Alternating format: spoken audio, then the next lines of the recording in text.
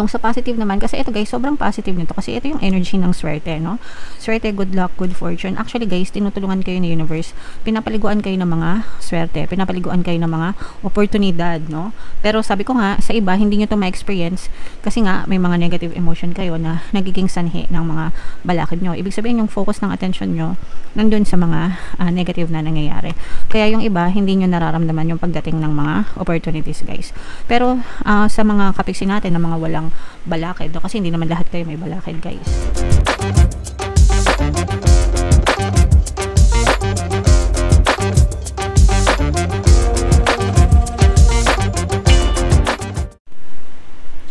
Hello guys, hello Virgo, welcome back to Pinoy Pixie Tarot. Ang pamagat ng episode natin for tonight is mga blessings para ngayong December, guys, para sa Virgo, Sun, Moon, Rising Sign, and Venus. Titingnan natin yung mga potential na blessings nyo for this month, guys. And kung may balakid naman, sasabihin din natin sa inyo, mga kapiksi. So, unahin muna natin to, guys. Ito yung mga angel messages para sa inyo. So, una, soulmates, guys, no? So, for some of you guys, maaaring makilala nyo yung soulmate nyo kung kayo ay mga single, mga kapiksi, and ready na for your next relationship, guys, or for your relationship. Maaaring ipakilala sa inyo ni universe yung soulmate na para sa inyo, guys, okay? O kaya naman kung meron na kayong partner o specific person, yung person nyo, guys, maaaring sila na rin yung soulmate nyo, mga kapiksi, okay? So, napakagandang message. For some of you guys, no, this is connection. So, this is romantic connection, mga kapiksi. Pwedeng may makilala kayo na talagang iba yung connection. Mararamdaman nyo naman yun, guys, diba? Malalaman nyo naman yun kung kayo ay mga nagka-relasyon na or nagka-love life na, mga kapiksi. Minsan nararamdaman natin na iba yung connection natin with a specific person na parang soul level or something na parang hindi maipaliwanag, guys, okay? So, for some of you, maaaring siya na talaga yung the one na para sa inyo, guys. So, i-treasure nyo yan kapag inyong nakilala, mga kapiksi, and keep on praying, guys, no? Sabi ko nga sa inyo, pagdating sa relationship, talaga dapat na pinagdadasal yan. Bago pa ibigay sa inyo, ipagdasal nyo na, mga kapiksi, and kapag nandyan na, mas lalong kailangan nyo ipagdasal, guys, okay? Alright. And ito yung energy ng manifestation, guys, no? So, may mga mamamanifest kayo ngayong season na to, guys. Kahit ano pa yan, kahit ano pa yung desire nyo, guys, pwedeng mag-manifest. Basta palagi kayong mag-focus, mga kapiksi. The more na focus kayo sa mga intentions nyo, the more na nagtitiwala kayo, guys, no? The more na mamamanifest nyo yung mga minamanifest nyo. So, ang susi dito, guys, ay ang pagiging consistent and pagiging focused sa mga desires nyo. Alright? Okay, so comment down below, Virgo, if feeling nyo nakaresonate kayo dyan, mga kapiksi. So, shuffle natin to, guys. Hanapin natin yung energy ng Virgo. Habang sinashuffle ko to, mga kapiksi, panoorin nyo muna yung video natin regarding sa ating paano mag-manifest ng abundance video course. Kapiksi, sawa ka na ba sa mga struggles at hirap sa buhay mo? Masipag ka ba at masikap sa buhay ngunit hindi ka pa rin umaasenso? Ilang beses ka na bang nag-attempt mag-negosyo at mag-invest pero palagi ka pa rin nalulugi? Sa pagkakataon na ito ay maaaring may subconscious beliefs ka na nagiging balakid sa iyong pag-unlad at pagyaman. Introducing, paano mag-manifest ng abundance video course. Dito ay matututunan mong ma-overcome ang mga balakid mo para tuluyan ka ng umunlad, umasenso, sumagana, maging matagumpay, successful at maswerte sa iyong kabuhayan, pera, trabaho, negosyo, salapi at kaperahan ng bonggang-bongga. Dali, mag-send na ng email sa pinoypixie@gmail.com at simulan na ang iyong pagyaman ngayon. Alright, so sa lahat ng gusto mag-avail ng course, guys, mayroon tayong paano mag-manifest ng abundance video course, paano mawala ang third party, at magkaroon ng harmonious na relationship, paano pabalikin si ex, survive breakup. Sa mga interesado, guys, mag-send lang kayo ng email sa pinoypixie@gmail.com. And sa mga naghahanap, guys, ng pampaswerte na lucky charms or lucky bracelet, aventurine siya Citrine, yung recommended ko, mga kapiksi, may makikita kayong mga link sa description box, guys. So, Virgo, kayo ay represent ng King of Pence. Ito yung ating blessings energy, mga kapiksi. Latag natin yung spread nyo. By the way, guys, no, kung hindi nyo pa napapanood yung inyong 2026 kapalaran, punta lang kayo sa homepage, mga kapiksi. Nandun yung inyong mga reading, guys. So, eto guys, nakikita natin na may balakad kayo sa mga swerte, mga kapiksi. Yung mga balakad nyo sa swerte, guys, these are your negative emotions. Kaya kayo nai-stuck sa buhay nyo, kaya yung iba sa nyo hindi po mapasok yung mga blessings.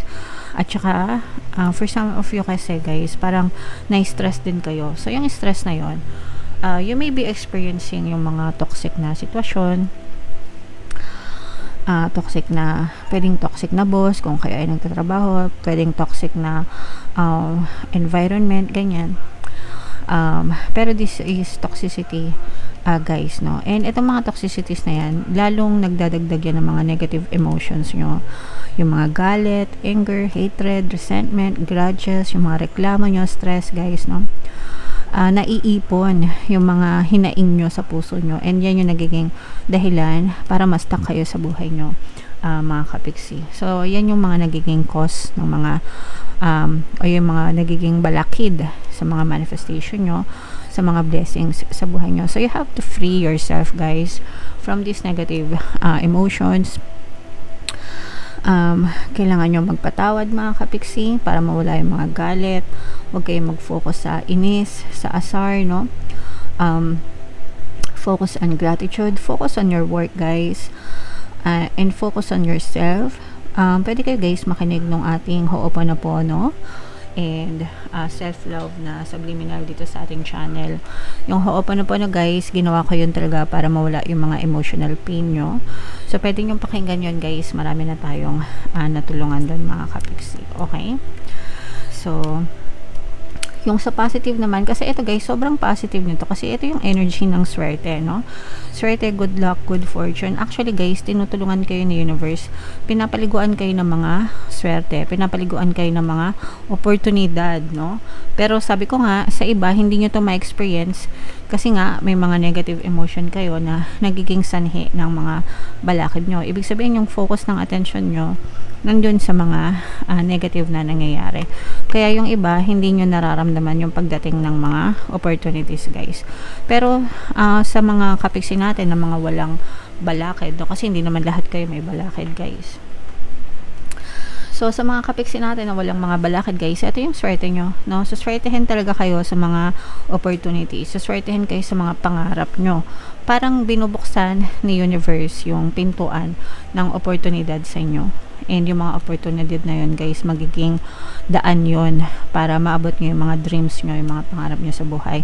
And talagang suswertein kayo ng bonggang-bongga, mga kapiksi. Okay? So, napakagandang blessings yan. I-mind nyo na yan sa comment section, mga kapiksi. And ito nga ang si universe yung parang papaliguan kayo ng swerte, papaliguan kayo ng blessings, mga kapiksi. No? So, isaluhin nyo to, guys. Kailangan receptive kayo. Pag sinabing receptive, ready to receive. Kaya saluhin nyo yung mga biyaya. So, paano nyo yung sasaluhin, guys? Magpasalamat. Okay? The more na grateful kayo, the more na nagpapasalamat kayo, guys, every single day, the more na binubuksan nyo yung gate, pintuan ng blessings sa buhay nyo. Okay? So, i-mind nyo na yan, guys, yung mga swerte, yung mga pangarap, swerte sa pera, mga swerte sa oportunidad, guys. So, mayroon ditong presence ng fire sign, Aries, Leo, Sagittarius. Dito, guys, nakikita natin na very passionate kayo, no? Pag sinabing passionate, meron talaga kayong mga gusto na ma-achieve sa buhay nyo. Yan, yung mga manifestation, guys, no? So, mamamanifest nyo talaga yung mga gusto nyo sa buhay dahil sobrang passionate kayo. Pag sinabing passionate, talagang nag-aalab, di ba? Yung inyong damdamin para ma-achieve nyo yung mga manifestation nyo, guys. And swerte din kayo, guys. Blessed kayo sa pamilya. Actually, may mga good karma kayo. Ito, guys, parang feeling ko generation karma. Hindi lang, kumbaga, buong henerasyon pwedeng magmana ng generational karma na maganda. Hindi yung pangit na karma, hindi yung bad karma. Good karma. Kung kayong pamilya ay nagtutulong-tulungan at pinapalaki mo yung mga anak mo na marunong mag-share ng blessings, maging mabait sa kapwa, no? Parang ikaw na mismo yung gumagawa nun. Tapos sinasalo ng mga anak mo yung kabutihan ng loob mo, sinasalo ng mga anak mo, sinasalo ng henerasyon mo para magtamasa din sila ng good karma, mga kapiksi. Okay? So, maganda yan, guys. Kaya i-mind nyo na yung generational good karma na yan, guys. Okay? Blessings yan sa inyo at saka blessings yan sa buong pamilya nyo, Virgo. Alright, so comment down below if naka-resonate kayo, guys. I-mind nyo na yung mga swerte na yan, yung mga good karma na yan, yung mga manifestation na yan. I-mind nyo na lahat sa comment section. Unconditional love, ito yung additional message for you guys.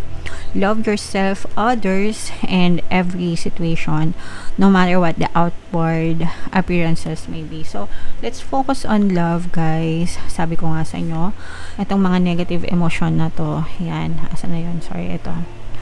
Yan, yung mga negative emotion na yan, nagiging balakid yan sa buhay nyo. So, focus on love.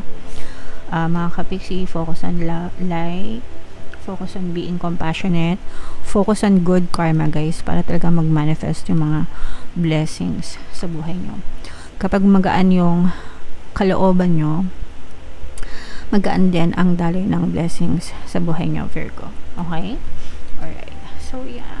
Comment down below, Virgo, if feeling nyo naka-resonate kayo, guys. Ito yung ating 2026 kapalaran. Ito naman yung ating success stories ng paano mag-manifest ng abundance video course. Thank you for liking, sharing, and subscribing, guys. See you next time. I love you all. Have a nice day. Bye-bye.